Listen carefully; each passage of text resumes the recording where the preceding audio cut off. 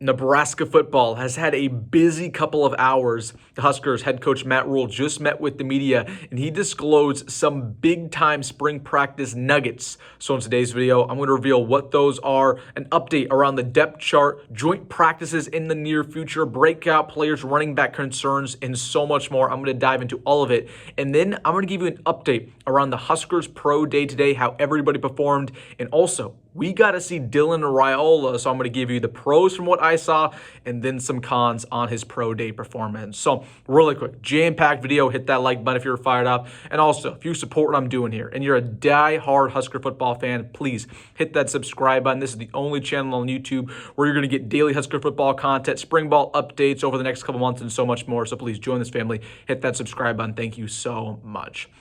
But without further ado, let's get into it, going over this jam-packed update, talking about Nebraska, meeting with the media. We'll get things going with that, and then we'll go into the pro day second.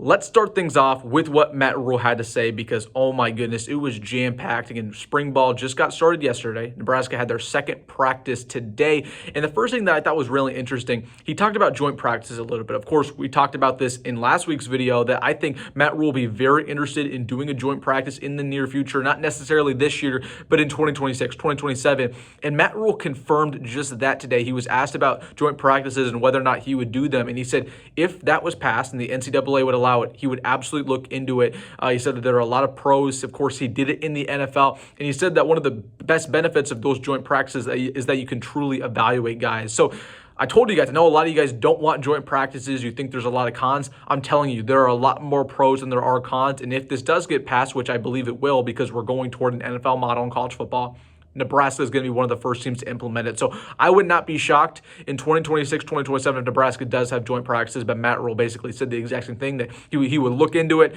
but he was kind of hinting at the fact that, yes, if it is in place, he will probably take advantage of it. So wanted to mention that around joint practices. He also said, talking about the depth chart, that there is no depth chart right now. He's not even focused on that. He is not even, he has an idea of what it would look like, but there's no set in stone depth chart. Right now, he's focusing on finding out which players can play and which ones cannot play. So he's narrowing down the list. There might be 100 or so guys who he feels comfortable with right now getting on the field. And he's going to narrow that down to 70, 60, 50, and then make the depth chart from there. So again, right now with the teaching phase, and he also talked about Dana Holgorsen a little bit. He said that Dana's been instrumental so far in spring ball, that Dana's been very demanding on particularly Dylan, but the passing attack, because, the passing attack obviously was so bad in Nebraska over the past couple of years. He's changing up everything. He's demanding on what he wants to see in that passing game. So that's really interesting. Again, we're going to see a completely different offense going into this year. I thought this was really interesting. Matt Rhule talked about the running backs a little bit, and he said, and I quote, "We don't feel like we need to do something at running back in the portal, at least right now." Let me repeat that. Matt Rhule said, we don't feel like we need to do anything at running back in the portal, at least right now. Okay, he talked about Quinn Ives a little bit. He said he believes in Quinn Ives, and that's really all he said.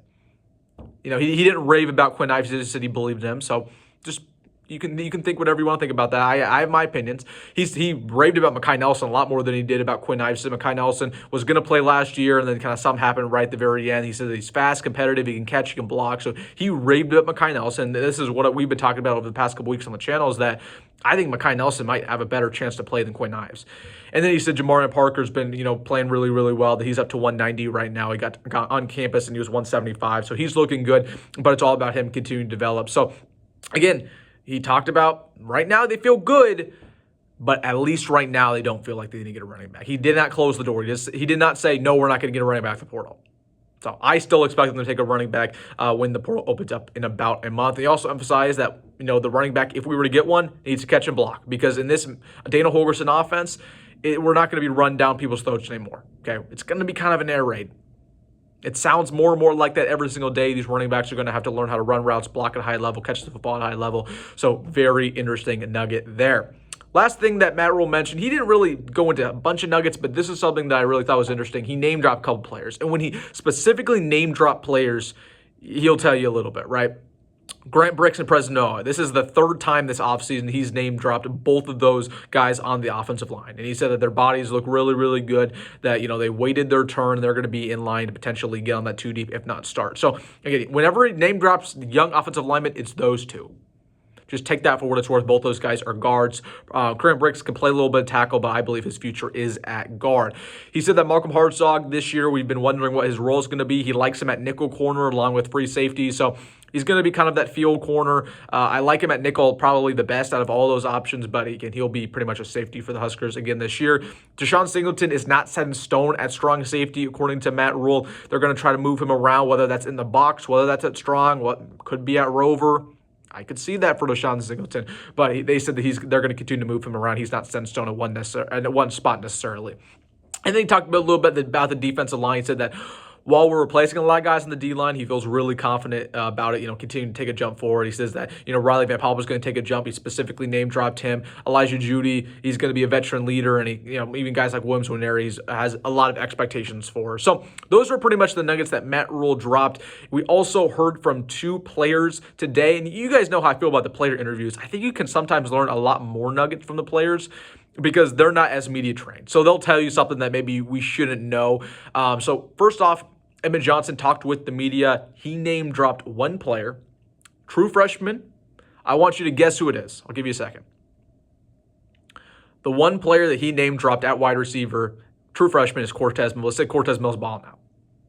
And he said this receiver room is looking really, really good. And then he emphasized, that he's continuing to focus on pass catching this offseason, route running, and blocking at a high level. Again, just kind of moving toward that grain that might be more of an air raid this year. And then Marcus Buford met with the media. He basically cleared up that he will play safety this year, not corner. I know we've had a lot of questions about that. And he also said the receiver room's elite. And he talked about Dayton Key just being that veteran leader for those guys. So high praise from Marcus Buford talking about the wide receiver room. All right. I want to talk about Pro Day because there were a lot of nuggets that we saw on the football field. We got to see Dylan Raiola in action for the first time in about 3 or 4 months since the bowl game. And there were some ups and downs with Dylan. And I want to talk about him first. I'll get to the other players. But Dylan's the most important because he's not a pro yet. He's not going to the NFL draft, but he was thrown to some of these receivers, Isaiah Nayor, Thomas Fidone, and Jamal Banks. So Dylan had his ups and downs today. Okay, I watched about 25, 30 minutes of his film today. And I'll start off with the pros. I thought that back shoulder fade ball is one of the best throws that he makes consistently, right? That throw that basically looks effortless for him, where he just kind of slings it about 20, 30 yards down the field, looks very lackadaisical, but it's always on the money. That's Dylan's best throw. And he showed it off again today where, if you're going, outside the numbers across the field on a go route, Dylan's going to hit you, right in the chest. Okay, that looked great. But there were some concerns with Dylan, in my opinion, okay? And it's kind of stuff that we've already talked about. He threw a lot of inaccurate footballs on comeback routes. There were like 3 or 4 times I counted that he overthrew Isaiah Nayor. And I tweeted that. I said, Isaiah's kind of struggling. We'll get into that. But he overthrew Isaiah Nayor a lot on Pro Day. There were a couple times where he did not throw the best bullet in stride, right? There were times where, he'd throw a ball right over the middle to Fidone, and it wasn't in stride. It wasn't right in the hands. It might have been a little bit behind him or a little bit in the chest. You want that football to be in stride, in his hands. So, again, he just struggles with that bullet accuracy from time to time.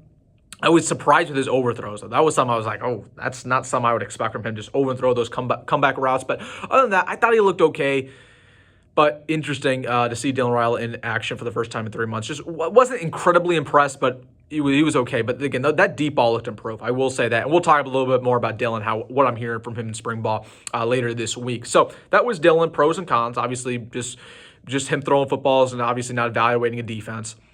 Just purely accuracy. Talking a little bit about the other guys who were at the pro day, obviously going to the pros. I thought Fidone had the best day out of the bunch. Take that for what it's worth. I mean, he looked real good. He looked really, really good out there. I don't think he had a single drop. Looked fluid. Was running really, really well. Made some tough catches. So loved Fidone out there. I thought Isaiah Nayor struggled a lot. Again, the physical traits were great for Isaiah Nayor. You can see that. And, Troy Walters was there, who is now with the Cincinnati Bengals, past Nebraska offensive coordinator. You want to know why Troy Walters was in attendance? Because he wanted to see Isaiah Nayor, because the Bengals have already met with Isaiah Nayor. And Isaiah, again, you saw the physical traits once again, but he had like 4 or 5 drops, I swear. I don't want to dog on Isaiah Nayor because I like Isaiah Nayor. I know a lot of you guys don't. I do. But he had some drops, man. Jamal Banks was just fine. I don't think Jamal Banks is going to get drafted. As for the defensive guys, Nash was good. Ty Robinson didn't really work out. MJ Sherman was fine. I don't think MJ Sherman's going to get drafted. So wanted to give you guys an update around that. But again, just going back to Dylan, man. it was, again, okay performance from him. I just really was not impressed with some of those overthrows. Like, at a pro day, you can't be overthrowing guys on these little comeback routes, little slant routes over the middle. That just can't be happening. But again, he's going to get you to develop. Somebody asked me on Twitter, they said, should we be concerned about that? Or is it not that deep? And I said, it's not that deep. Like, it's not that big of a deal, but definitely something that we should pencil down and come back to if this continues to be a concern. So, all right, guys, that was a bunch of nuggets about not only the media availability, but what we saw at Pro Day, seeing Dylan Raiola, seeing some of our past players. Interesting stuff. One thing I want to leave you off on, Stanford's head coach got fired today. Why am I bringing this up? Because guess who fired him? The GM of Stanford. Not the athletic director, the GM fired the head coach. So I'm just telling you guys that this Pat Stewart, our new GM, he might be a household name very, very quickly because GMs might just have more power than college coaches in a couple years. I know that sounds crazy, but we're going toward an NFL mold. And if a GM for Stanford, Andrew Luck, by the way, just fired their head coach, I'm telling you, Pat Stewart, there might be a reality in 5-10 years where Pat Stewart has more power than whoever our head coach is at the time. I know that sounds nuts. Really, really is interesting. I want to leave you off thinking about that. All right, guys, let me know your thoughts down below about this update. I absolutely want to hear what you say. Hey, if you made this far in the video, you know what to do. Hit that like button and subscribe. As always, folks, go be great. Go, Matt. Roll. See you in the next one.